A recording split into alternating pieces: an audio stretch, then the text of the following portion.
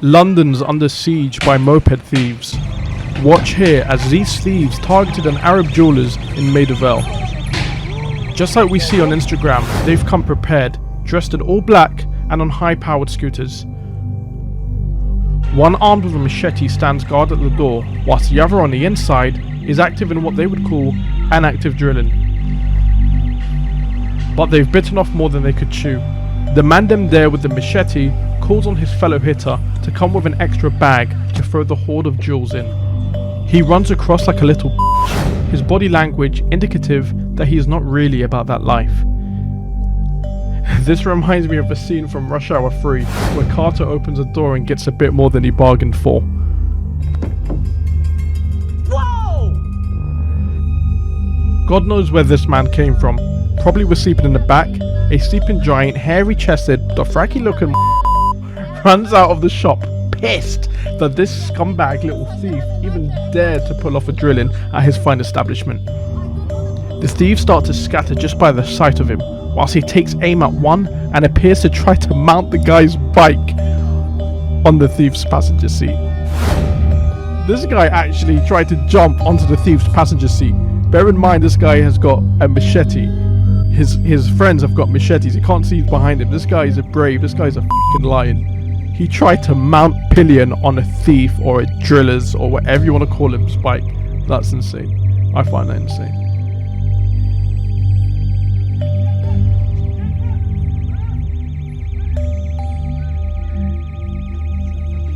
Meanwhile, the Dothraki make gains on the rest of the crew.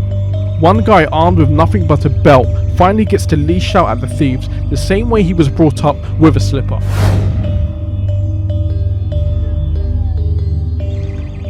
This thief on the right runs for his life as the Mandem scatter further. The Arabs with belts and slippers go on an aggressive attack whilst the thieves make a dash for it.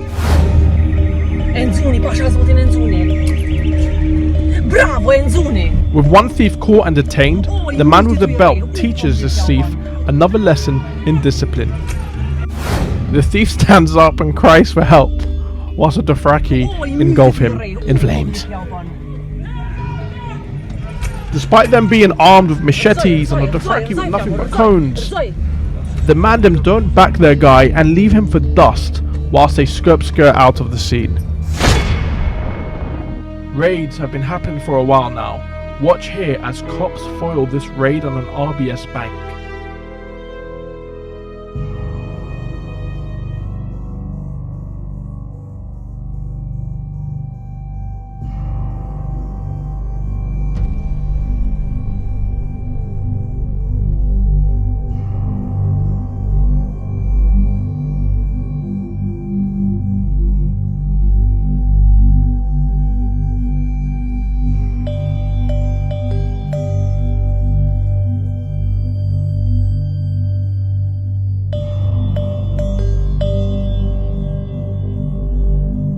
Another one recently in London.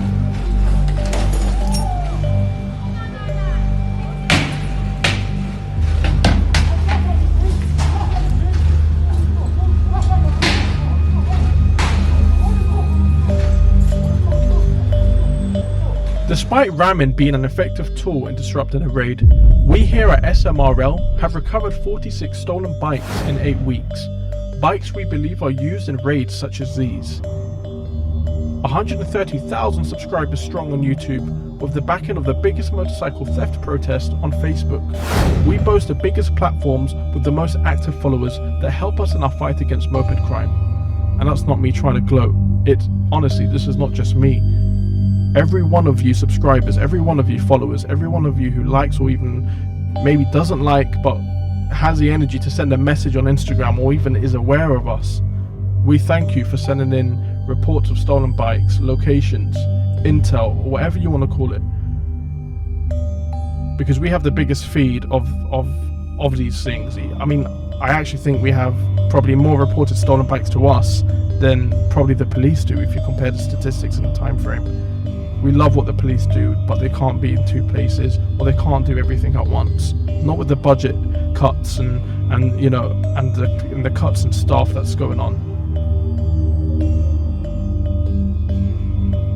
my point is that sending a message on Instagram about a picture of a suspicious or confirmed stolen bike used for you guys to who are not aware of these apps to check that a bike is stolen is questions we get over and over again. Now my point is sending a message on Instagram is a lot easier than phoning up 101 or going onto the police website and making a report.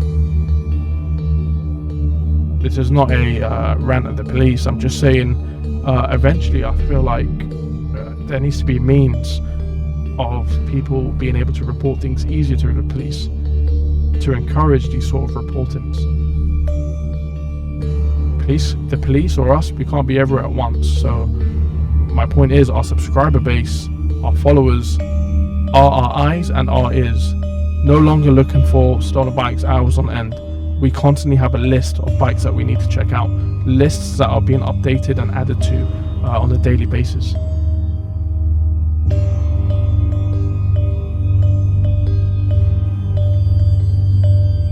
The recoveries will keep happening. We have a great system in place now. This is not just an idea anymore, this is a reality. And the difference with us is I'm not taking shots at other groups that pluck numbers out of the sky. We document every recovered bike. So when media outlets or police come to us and say, hey, how many bikes have you recovered?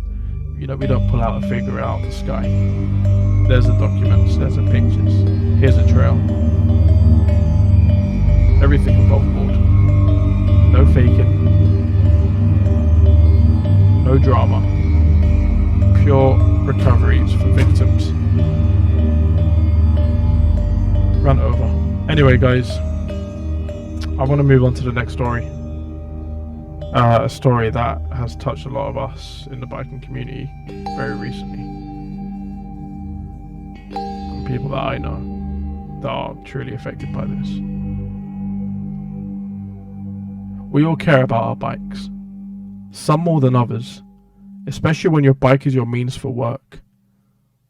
46-year-old Ederville da Silva fought for his bike in Battersea last week as a bunch of dirty f***ing thieves on cycles attempted to steal it in plain sight. The thieves, being armed and in numbers, unfortunately got the better of Mr. Silva as he sadly passed away on Tuesday from his injuries.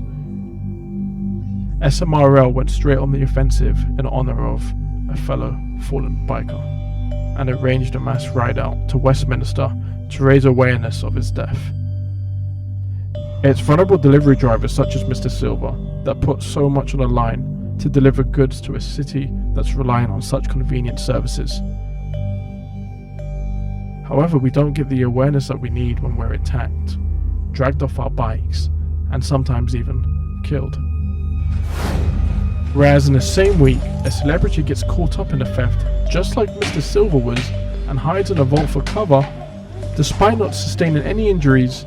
This somehow blows up as mainstream news. Chelsea star Spencer Matthews has been caught up in a robbery at a jewellery store in central London. Now, I'm not saying Mr. Silva didn't make it into the news, because he did, but it's a murder at the end of the day. It's huge stuff. I watch the news every day. I see the sort of things that are posted on there, and this should have been worthy as a breaking story at least. And this is not for fame. You can't seek fame when you've lost your life. This is about awareness. This is about protecting those that are most vulnerable and continue to be attacked, dragged off, thrown acid on a daily basis.